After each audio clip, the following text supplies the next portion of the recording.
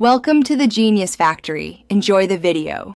Start by picking a single digital logic simulator and create a new project. You must pick a word size. 8-bit is simpler. 16-bit or 32-bit adds complexity.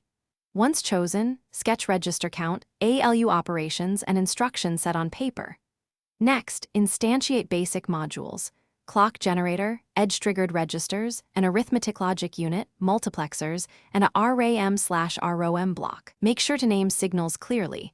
This prevents wiring errors later.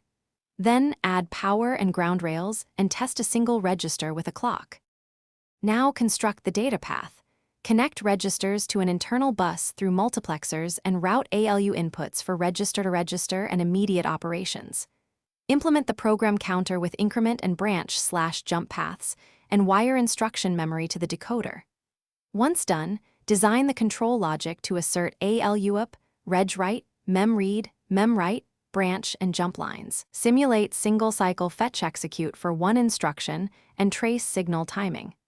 Make sure to add enable and reset signals so you can step through instructions. Finish by integrating control and data path, then load simple test programs into ROM, a load, add, store, and branch sequence. Execute step by step.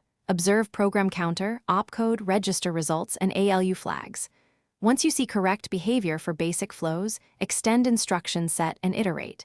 If things go wrong, isolate the stage causing incorrect data. Check timing, clock edges, and bus contention. A single stuck signal often breaks execution. Add temporary probes, simplify the circuit, and rerun until stable. Thanks for watching. If you found this helpful, don't forget to like and subscribe.